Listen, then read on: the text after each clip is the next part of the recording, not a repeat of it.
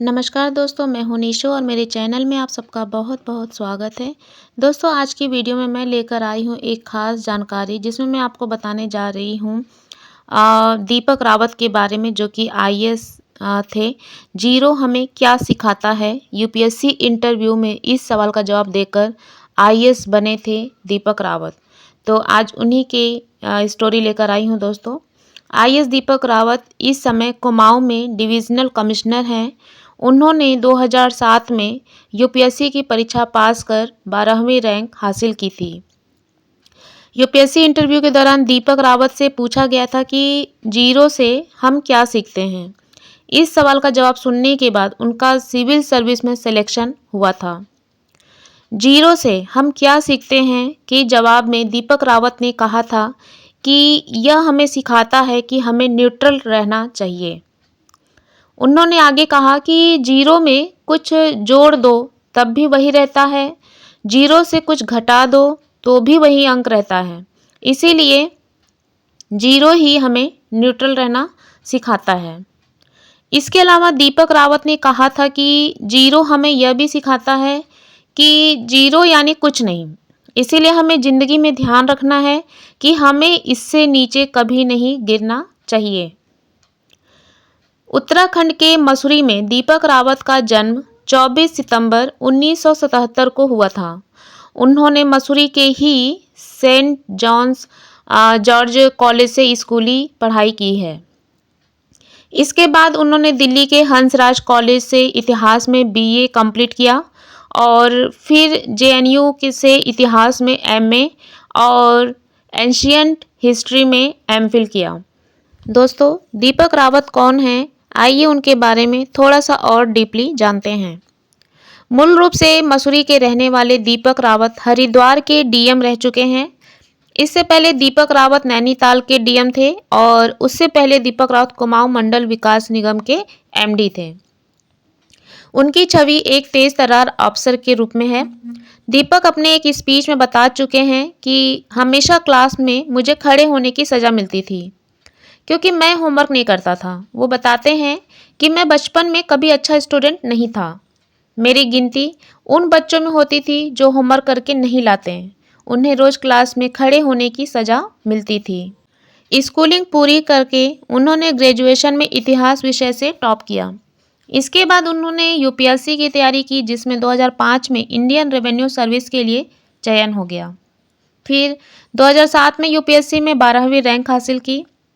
युवाओं से जुड़े रहने वाले दीपक रावत ने एक वीडियो में अपने यूपीएससी इंटरव्यू के बारे में बताया था। वो बताते हैं कि उनसे बोर्ड के एक सदस्य ने पूछा था कि जीरो से हम क्या सीख सकते हैं।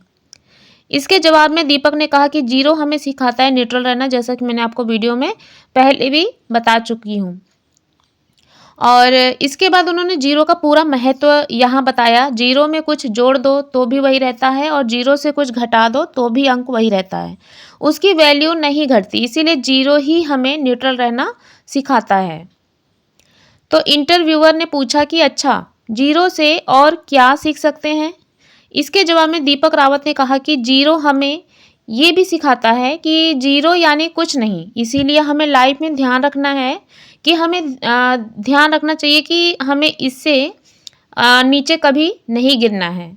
ये उनका दोबारा इंटरव्यू था जब जीरो के बारे में सवाल पूछा गया था।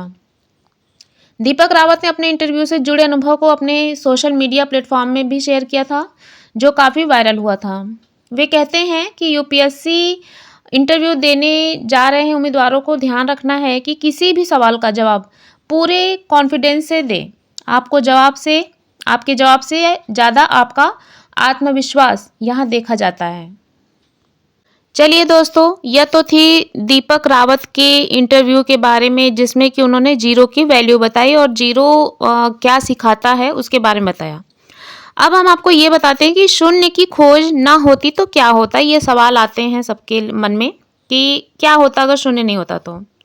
यदि शून्य की खोज नहीं होती तो गणित और वैज्ञानिक विषयों में अनेक संबंधित प्रश्न और अनुप्रयोग असंभव हो जाते हैं। शून्य गणितीय पदार्थ के रूप में महत्वपूर्ण है और इसे संख्या प्रणाली का आधार माना जाता है।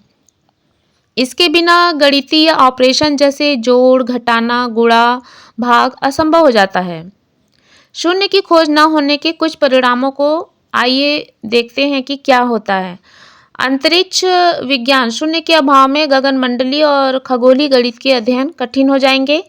और कंप्यूटर में अगर देखा जाए तो शून्य बेहद महत्वपूर्ण है, क्योंकि यह डिजिटल संगणक और कंप्यूटर की भाषा में संख्यायांकन के लिए उपयोग किए जाते हैं। और विज्ञान और अध्यात्म में अगर देखा जाए तो शून्य के सिद्धांत पर आधारित विज्ञान और धार्मिक दर्शनों में शून्य की खोज की गई है। यह अद्वैत वेदांत और बौद्ध धर्म में गहन रूप से अध्ययन किया जाता है। संक्षेप में अगर बात करें दोस्तों तो यह है कि शून्य की खोज न होने से गणित, विज्ञान और तकनीकी क्षेत्रों में कई महत्वपूर्ण गणितीय और गणितिक प्रणालियों का अस्तित्व होना संभव नहीं होता।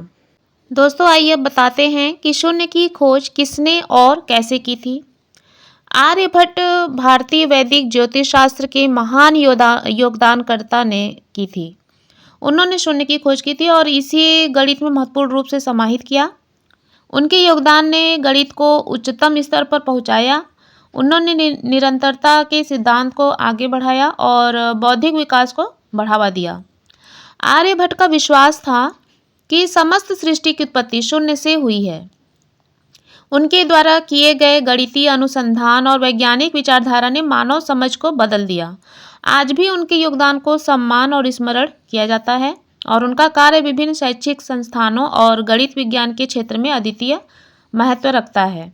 भारतीय वैदिक ज्योतिष शास्त्रों के अनुसार शून्य की खोज आर्यभट्ट प्रथम ने की थी और इसका मुख्य कारण प्राचीन वैदिक उन्नत अध्यात्म रहा। तो दोस्तों दीपक रावत के द्वारा बताए गए जीरो की वैल्यू और वास्तव में जीरो की खोज कैसे हुई, इन सब की जानकारी के साथ अपने वीडियो को यहीं पे विराम देती हूँ। आई होप आज की वीडियो आप लोग को पसंद आई होगी दोस्तों। तो मिलते हैं अपने एक नए वीडियो के साथ, एक नए जानकारी के साथ, एक नए इंटरटेनमेंट के साथ और एक नई मोटिवेशनल वीडियो के साथ। तब तक के लिए बाय बाय, सी यू।